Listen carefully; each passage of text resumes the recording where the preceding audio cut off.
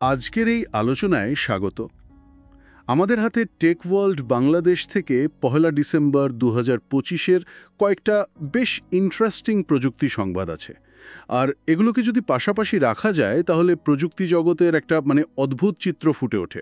আজকের আলোচনায় আমাদের লক্ষ্য হলো এই খবরগুলোর একটু গভীরে যাওয়া, এগুলোর পেছনের আসল কারণটা কি এবং এগুলো আমাদের ডিজিটাল ভবিষ্যৎ সম্পর্কে কি ইঙ্গিত দিচ্ছে। চলুন এই বিষয়গুলো একটু ভেঙে দেখার চেষ্টা করা যাক। তাহলে শুরু করা যাক বাংলা লিঙ্ক দিয়ে। তারা গতকাল তাদের নতুন ব্র্যান্ড পরিচিতি উন্মোচন করেছে। বলছে তারা এখন থেকে হবে অত্যাধুনিক, গ্রাহক কেন্দ্রিক ও প্রযুক্তি নির্ভর। এই শব্দগুলো তো আজকাল সব বড় কোম্পানি ব্যবহার করে, তাই না? একজন সাধারণ ব্যবহারকারীর জন্য এর আসল মানেটা কি? এটা কি শুধু নতুন একটা লোগো আর কিছু বিজ্ঞাপনের মধ্যেই সীমাবদ্ধ থাকবে? প্রশ্নটা খুবই গুরুত্বপূর্ণ, কারণ বাইরে থেকে দেখলে এটা একটা মার্কেটিং কৌশল মনে হতেই পারে, কিন্তু এর গভীরে তাকালে বোঝা যায় এটা শুধু লোগো পরিবর্তন না, এটা হচ্ছে টেলিকম কোম্পানিগুলোর অস্তিত্ব রক্ষার একটা লড়াই। বিশ্বজুড়ে টেলিকম কোম্পানিগুলো বুঝতে পারছে যে শুধু ভয়েস কল বা ডেটা বিক্রি করে তারা ফেসবুক বা গুগলের মতো টেক জায়ান্টসদের সাথে টিকতে পারবে না। আচ্ছা, তাই তারা নিজেদেরকে শুধু একটা টেলিকম অপারেটর থেকে একটা সম্পূর্ণ ডিজিটাল লাইফস্টাইল কোম্পানিতে পরিণত করার চেষ্টা করছে। বাংলালিংকের এই ঘোষণাটি সেই দৌড়ে টিকে থাকারই একটা পদক্ষেপ বলতে পারেন। তার মানে এটা একটা কৌশলগত পরিবর্তন। আচ্ছা, এই যে গ্রাহক কেন্দ্রিক বা কাস্টমার সেন্ট্রিক হওয়ার বিষয়টা, এটা যদি একটু খুলে বলেন, এটা কি শুধু কাস্টমার কেয়ারে ফোন করলে তাড়াতাড়ি উত্তর পাওয়া, নাকি এর চেয়েও বেশি কিছু? তার চেয়েও অনেক বেশি কিছু। গ্রাহক কেন্দ্রিক হওয়ার মানে হলো গ্রাহকের ডেটা বিশ্লেষণ করে তার প্রয়োজনটা বোঝা এবং সেই অনুযায়ী তাকে সেবা দেওয়া। যেমন ধরুন, আপনি হয়তো প্রায়ই রাতে ভিডিও স্ট্রিম করেন। বাংলালিংক তখন আপনার ব্যবহারের এই ধরনটা বুঝে আপনাকে শুধু রাতের জন্য বিশেষ কোনো ডেটা প্যাকের অফার দিতে পারে। অর্থাৎ সবার জন্য একই অফার নয়, বরং প্রত্যেকের জন্য আলাদা আলাদা সমাধান। এখানেই তো আমার একটা প্রশ্ন জাগছে। পার্সোনালাইজেশনের উল্টো পিঠেই তো ডেটা প্রাইভেসি নিয়ে একটা বড় উদ্বেগ থাকে। আমার ব্যবহারের সব তথ্য যদি তারা বিশ্লেষণ করে, তাহলে সেই তথ্যের নিরাপত্তা কে দেবে? বাংলালিংক গ্রাহকদের বিশ্বাস কিভাবে অর্জন করবে যে তারাই ডেটার অপব্যবহার করবে না? এই ঘোষণার সাথে সাথে এই দায়িত্বটাও তো চলে আসে। একদম ঠিক পয়েন্ট। এটাই এখনকার সবচেয়ে বড় চ্যালেঞ্জ। একদিকে গ্রাহকরা উন্নত ও ব্যক্তিগত সেবা চান, অন্যদিকে নিজের তথ্যের উপর নিয়ন্ত্রণও রাখতে চান। বাংলালিংকে এই ভারসাম্যটা রক্ষা করতে হবে। তাদের খুব স্বচ্ছভাবে গ্রাহকদের জানাতে হবে তারা কি ধরনের ডেটা নিচ্ছে এবং কেন নিচ্ছে। আর প্রযুক্তি নির্ভর কথাটার আসল মানে হল ভবিষ্যতের জন্য বিনিয়োগ। যেমন ধরুন 5G বা 5G নেটওয়ার্ক। আমরা তো অনেক দিন ধরে 5Gর কথা শুনছি, কিন্তু দ্রুত ডাউনলোডের বাইরের সাধারণ মানুষের জীবনে এটা ঠিক কি পরিবর্তন আনবে? 5G শুধু দ্রুত ইন্টারনেট না, এটা একটা নতুন ইকোসিস্টেম তৈরি করবে। যেমন ধরুন ইন্টারনেট অফ থিংস বা IoT। আপনার বাসার স্মার্ট ফ্রিজ থেকে শুরু করে শহরের ট্রাফিক লাইট, সবকিছুই ইন্টারনেটে সংযুক্ত থাকবে। 5G ছাড়া এটা সম্ভব না। হয়তো এর মাধ্যমে প্রত্যন্ত গ্রামে বসেও একজন ডাক্তার শহরের কোনো সার্জারি নিয়ন্ত্রণ করতে পারবেন। ওয়াও! বা কৃষকরা তাদের জমিতে সেন্সর ব্যবহার করে ফসলের অবস্থা সম্পর্কে জানতে পারবেন। বাংলালিংক নিজেদেরকে সেই ভবিষ্যতের অংশ হিসেবে প্রতিষ্ঠা করতে চাইছে।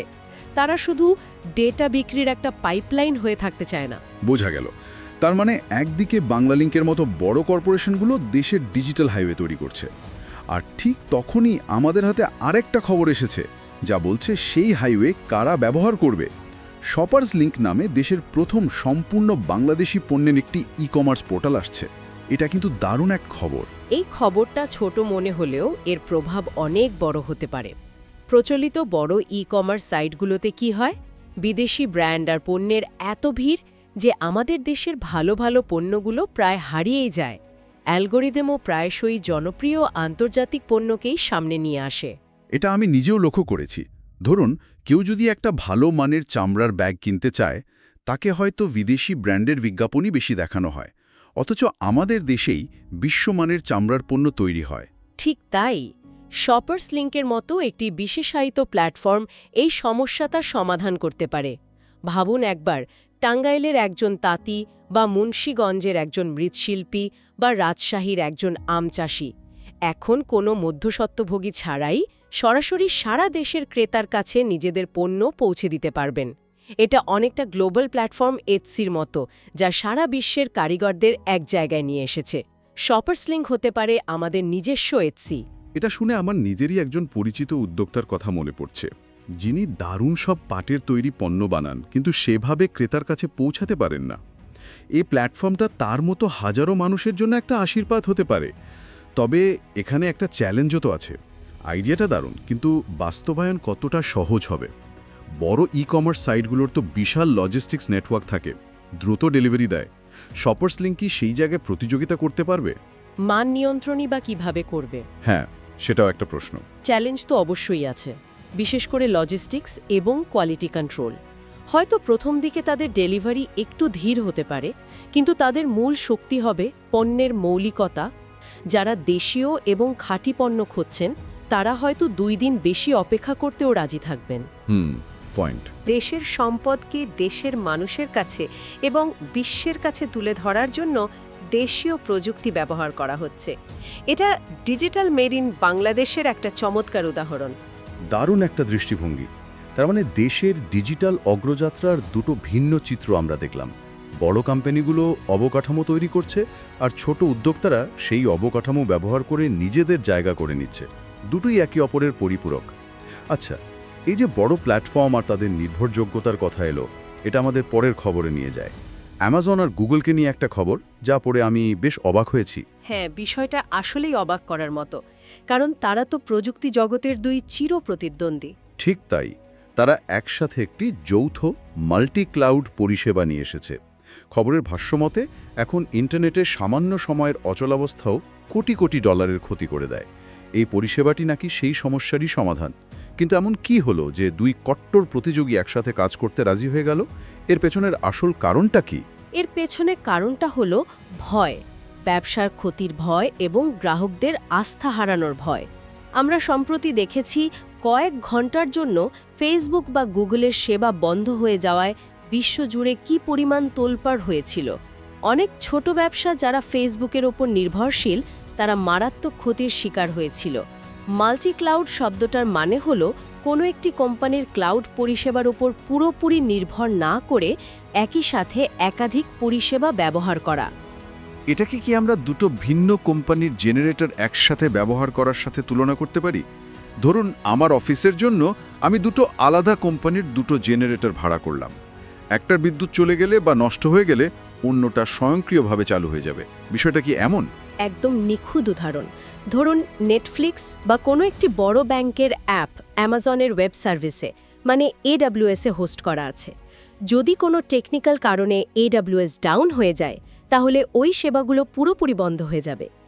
এই নতুন যৌথ পরিষেবার ধারণাটি হলো, যদি AWS ডাউন হয় তাহলে পরিষেবাগুলো স্বয়ংক্রিয়ভাবে গুগলের ক্লাউড সার্ভারে চলে যাবে। একজন সাধারণ ব্যবহারকারী হিসেবে হয়তো টেরই পাওয়া যাবে না যে পর্দার আড়ালে এত বড় একটা পরিবর্তন ঘটে গেছে। সেবা এক মুহূর্তের জন্য বন্ধ হবে না।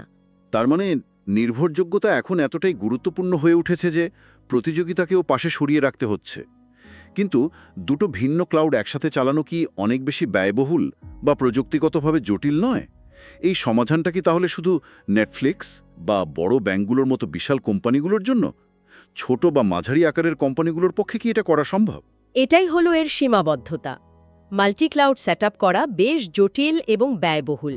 তাই আপাতত এটা মূলত সেই সব টু বিগ টু ফেল পরিষেবাগুলোর জন্য, যাদের 1 মিনিটের অচলাবস্থাও বিশাল আর্থিক ক্ষতি বা সুনাম নষ্টর কারণ হতে পারে।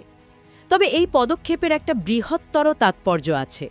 এটা আমাদের চোখে আঙুল দিয়ে দেখিয়ে দিচ্ছে যে আমাদের ডিজিটাল জীবনযাত্রা, অর্থনীতি, যোগাযোগ সবকিছুই এখন হাতে গোনা কয়েকটি বড় কোম্পানির সার্ভারের উপর দাঁড়িয়ে আছে। আর সেই ভিত্তিটা কতটা ভঙ্গুর হতে পারে? ঠিক সেই ভয় থেকে এই সমাধানের জন্ম। তার মানে এই বড় প্রযুক্তি কোম্পানিগুলোর উপর আমাদের নির্ভরতা একদিকে যেমন বাড়ছে, অন্যদিকে সেই নির্ভরতার ঝুঁকিগুলোও স্পষ্ট হয়ে উঠছে। আর এই নির্ভরতার সূত্র ধরেই আমাদের শেষ খবরটায় আসা যাক, যা আমার মতে আজকের সবচেয়ে উদ্বেগজনক খবর। অ্যান্ড্রয়েডের একটি নতুন আপডেট নিয়ে, যা বলছে কর্মস্থলের দেওয়া ফোনে ব্যক্তিগত বার্তা আর গোপন থাকছে না। বিষয়টা ঠিক কি? এই আপডেটটি সেই সমস্যাকেই আরও জটিল করে তুলছে। খবরের ভাষ্যমতে আপডেটের পর কর্মস্থলের আইটি বিভাগ হয়তো কর্মীদের পাঠানো বা পাওয়া বার্তাগুলো দেখার সুযোগ পাবে। কি বলছেন? হ্যাঁ, কারণ বার্তাগুলো এখন কোম্পানির সার্ভারে ভিন্ন উপায়ে সংরক্ষণ করা হচ্ছে। অফিসের ফোনে মানুষ তো শুধু অফিসিয়াল কাজ করে না, পরিবারের সাথে যোগাযোগ, বন্ধুদের সাথে ব্যক্তিগত আলাপ, অনেক কিছুই তো হয়। তাহলে কি একজন কর্মীর সব ব্যক্তিগত আলাপচারিতা তার নিয়োগকর্তার নজরদারিতে চলে আসছে? এটা তো এক ধরনের ডিজিটাল নজরদারি। অফিসের ফোনে থাকা তথ্যের আসল মালিক কে? কর্মী নাকি নিয়োগকর্তা? কোম্পানি যুক্তি দেখাতে পারে যেহেতু ফোনটি তাদের এবং এটি প্রাতিষ্ঠানিক কাজের জন্য দেওয়া হয়েছে, তাই এর তথ্যের উপর তাদের অধিকার আছে। এটা তাদের প্রাতিষ্ঠানিক নিরাপত্তার অংশ। কিন্তু একজন কর্মী তো বলতেই পারেন। অবশ্যই একজন কর্মী বলতেই পারেন যে তার ব্যক্তিগত যোগাযোগের গোপনীয়তা তার মৌলিক অধিকার, ফোনটা জারি হোক না কেন। এই আপডেটটি যেন এই বিতর্কের উত্তরটা একতরফাভাবে নিয়োগকর্তার দিকেই ঠেলে দিচ্ছে। তার মানে এটা শুধু একটা সফটওয়্যার আপডেট নয়, এর সাথে কর্মীদের অধিকার, ডেটা প্রাইভেসি আইন, এমনকি নীতি নৈতিকতার প্রশ্ন জড়িয়ে যাচ্ছে। ইউরোপে তো জিডিপিআরের মতো কঠোর আইন আছে। আমাদের দেশে এই ধরনের পরিস্থিতির জন্য কি কোনো স্পষ্ট আইন আছে? আমাদের দেশের ডেটা সুরক্ষা আইন নিয়ে কাজ চলছে, কিন্তু কর্মক্ষেত্রে কর্মীদের ডিজিটাল অধিকার নিয়ে সুনির্দিষ্ট আইন এখনও ততটা স্পষ্ট নয়। এই ধরনের প্রযুক্তিগত পরিবর্তন সেই আইনি কাঠামো তৈরির প্রয়োজনীয়তাকেই তুলে ধরছে। সবচেয়ে বড় প্রশ্ন হল, এই ধরনের পরিবর্তন আনার আগে কর্মীদের কি পরিষ্কারভাবে জানানো উচিত নয় বা তাদের সম্মতি নেওয়া উচিত নয়? প্রযুক্তি আমাদের জীবনকে সহজ করার কথা, কিন্তু মাঝে মাঝে তা এমন কিছু জটিল পরিস্থিতি তৈরি করে যার জন্য আমরা আইনি বা সামাজিকভাবে প্রস্তুত থাকি না। তাহলে আজকের পুরো আলোচনা থেকে আমরা কি পেলাম? প্রযুক্তি জগতের একটা মিশ্র এবং বেশ জটিল ছবি। একদিকে বাংলাদেশে বাংলালিংকের মতো প্রতিষ্ঠান ভবিষ্যতের জন্য নিজেদের প্রস্তুত করছে এবং শপার্স লিংকের মতো উদ্যোগ স্থানীয় উদ্যোক্তাদের জন্য নতুন দরজা খুলে দিচ্ছে। এটা নিঃসন্দেহে একটা আশার দিক। অন্যদিকে অ্যামাজন, গুগলের মতো বৈশ্বিক শক্তিগুলো ইন্টারনেটকে আরও স্থিতিশীল করার মতো জটিল সমস্যার সমাধান আনছে, কিন্তু একই সাথে অ্যান্ড্রয়েডের মতো প্ল্যাটফর্মগুলো আমাদের ব্যক্তিগত জীবনের গভীরে ঢুকে পড়ছে, যা খুবই উদ্বেগজনক। উদ্বেগ? আমার মনে হয় মূল সংযোগটি হল প্রযুক্তিগত অগ্রগতির তর্কিকোণীয় টানাপোড়েন। আমরা আরও উন্নত ও দ্রুত সংযোগ চাই, স্থানীয় পণ্যের জন্য নতুন প্ল্যাটফর্ম চাই এবং নিরবচ্ছিন্ন অনলাইন পরিষেবা চাই। কিন্তু এই প্রতিটি চাওয়ার পেছনেই একটি অদৃশ্য মূল্য দিতে হচ্ছে, আর তা হল আমাদের ব্যক্তিগত তথ্যের ওপর নিয়ন্ত্রণ হারানোর ঝুঁকি। বাংলালিংক যখন আরও গ্রাহক কেন্দ্রিক হতে চাইবে, তখন তাকে গ্রাহকের আরও বেশি ডেটা বিশ্লেষণ করতে হবে। শপার্স লিংক যখন ব্যবসা বাড়াবে, তখন তাকে হাজারো ক্রেতা বিক্রেতার তথ্যের নিরাপত্তা নিশ্চিত করতে হবে। আর অ্যামাজন, গুগল যখন আমাদের নিরবচ্ছিন্ন সেবা দেবে, তখন আমরা তাদের অবকাঠামোর উপর আরও বেশি নির্ভরশীল হয়ে পড়ব। এবং অ্যান্ড্রয়েড যখন কাজের সুবিধার জন্য নতুন ফিচার আনবে, তখন আমাদের ব্যক্তিগত গোপনীয়তা হুমকির মুখে পড়বে। অর্থাৎ একটা সুবিধা পেতে গেলে আরেকটা ছাড় দিতে হচ্ছে। এই ভারসাম্য রক্ষা করাটাই মনে হচ্ছে একবিংশ শতাব্দীর সবচেয়ে বড় চ্যালেঞ্জ। আর এই ভারসাম্য রক্ষার দায়িত্বটা শুধু প্রযুক্তি কোম্পানিগুলোর নয়, ব্যবহারকারী হিসেবে আমাদের এবং নীতি নির্ধারকদেরও। আজকের এই 4টি খবরের দিকে তাকালে একটা প্রশ্ন আমাদের সবার মনে আসা উচিত। প্রযুক্তির এই অপ্রতিরোধ্য অগ্রযাত্রার সাথে আমরা কি তাল মিলিয়ে চলতে পারছি? একদিকে আমরা দেশের ডিজিটাল ভবিষ্যৎ নিয়ে আশাবাদী হচ্ছি, কিন্তু অন্যদিকে আমাদের নিজেদের তথ্যের ওপর আমাদের নিয়ন্ত্রণ কি ধীরে ধীরে কমে যাচ্ছে? আর আমরা কি সেটা নীরবে মেনে নিচ্ছি? এই প্রশ্নটাই হয়তো আজকের আলোচনার পর আমাদের সবার ভাবার বিষয়।